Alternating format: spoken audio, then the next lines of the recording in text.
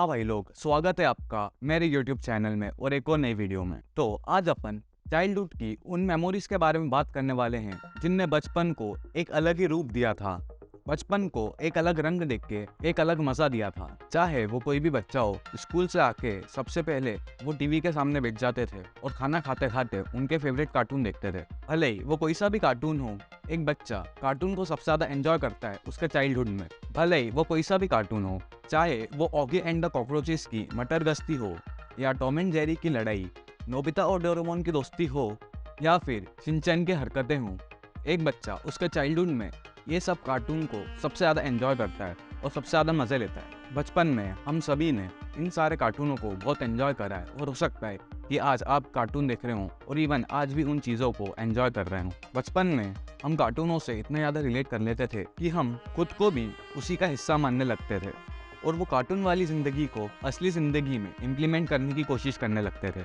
और वो किसी भी रूप में हो सकता था, चाहे बेन 10 की ओमनीट्रिक्स को हथेली में पहन के ह्यूमंगासौर बनने की इच्छा हो, ह्यूमंगासौर बनने की इच्छा से लेकर डोरेमोन की पॉकेट में से गैजेट निकाल के उनके यूज करने तक हो। कुछ भी कहो, हर एक कार्टून ने हमें बहुत ज्यादा एंटरटेन किया है। ना सिर्फ कार्टून बल्कि बहुत सारे टीवी शोज जैसे कि पावर रेंजर्स, टकाशीस कैसल, ऐसे कई सारे शोज ने भी बचपन में चाइल्डहुड को एक अलग ही रंग देने का काम किया है, एक अलग ही उत्साह, एक अलग ही एंटरटेनमेंट, एक अलग ही मजा देने का काम किया है। और इन सब शोज ने भी बचपन में एक अलग ही फैंटेसीज क्रिएट कर दी थी कि हम भी पावर रेंजर का पार्ट हैं या फिर हम भी टकाशीस कैसल का पार्ट हैं। बचपन में हर एक लड़के का सपना था कि वो भी एक रेड पावर रेंजर बने और रेड रेंजर बन के दुनिया को बचाए, रेड रेंजर बन के दुनिया को बचाए अलग अलग एलियंस से और अलग अलग मॉन्स्टर्स से। ना सिर्फ पावर रेंजर्स बल्कि ryukendo, कई सारे ऐसे पावर रेंजर्स भी आए थे जिन्होंने बचपन में हमें एंटरटेन करने का बहुत काम किया है। और हम सभी का फेवरेट मेनली केसेस में रेड रेंजर ही होता था, लेकिन हो सकता है कि आपका कोई और भी हो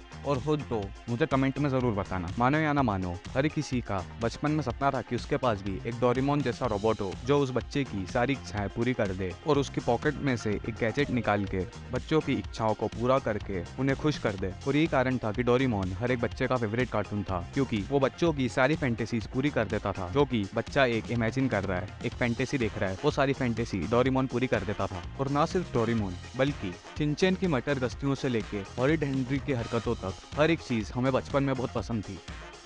शिनचैन भी बच्चों का एक बहुत फेवरेट कार्टून हुआ करता था, उनमें से एक मैं भी हूँ। मुझे भी शिनचैन बचपन में बहुत पसंद आता था, क्योंकि जो शिनचैन हरकतें करता था वो देख के ऐसे लगता था कि यार ये चीज़ें तो हम भी करते हैं। और शिनचैन एक 5 साल का बालक था उसमें, जो हमेशा मस्ती करते रहता था। एक 5 साल का बालक, हम शिनचैन में खुद को देखते थे कि यार ये बंदा तो मैं ही हूँ। और शिनचैन के अलावा पर्सनली मुझे हॉरिड हेनरी बहुत पसंद था। मेरी बचपन में इच्छा थी कि मैं भी एक पर्पल हैंड गैंग खोलूं। जिन जिन ने हॉरिड हेनरी देखा है वो पर्पल हैंड गैंग के बारे में तो जानते ही होंगे। मुझे बचपन में हमेशा हॉरिड हेनरी की तरह बनना था। हॉरिड हेनरी मेरी इंस्पिरेशन थी और हेनरी को देख के जो मजा आता था वो मुझे शायद किसी और कार्टून में कभी नहीं आया। और यार, हॉरिड हेनरी के अलावा कई सारे ऐसे कार्टून थे जिन्होंने बचपन में बहुत एंटरटेन किया है, चाहे वो नॉडी हो, रिची रिच हो, हड्डी मेरा बड्डी हो। बहुत सारे ऐसे कार्टून हैं जिन्होंने बचपन में बहुत एंटरटेन किया है हमें चाइल्डहुड में एक गोल्डन एरा देने का काम किया है। और वो गोल्डन एरा हम कभी नहीं भूल सकेंगे, ना आप और ना मैं। और कई सारे एनिमल वाले कार्टून जैसे कि Oggy and the cockroaches, Tom and Jerry, ऐसे कार्टूनों ने भी बचपन में हमें बहुत एंटरटेन किया है।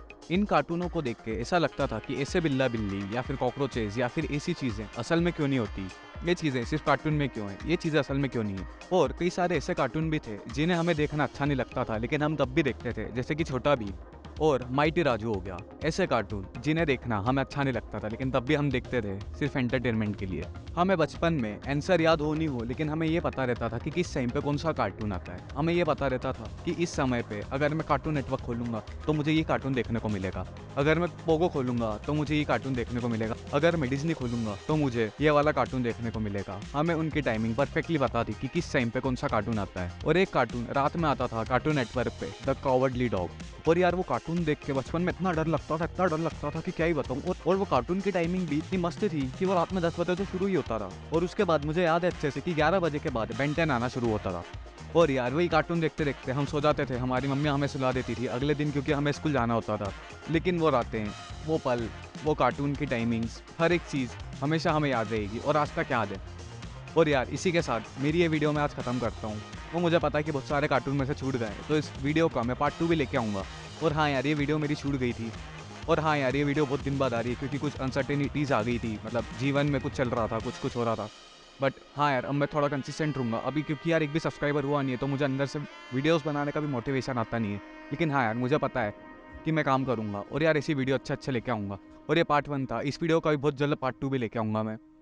तो यार वीडियो अच्छा लगा है तो लाइक करो मेरे वीडियो को। मिलते हैं यार आपसे अगली वीडियो में।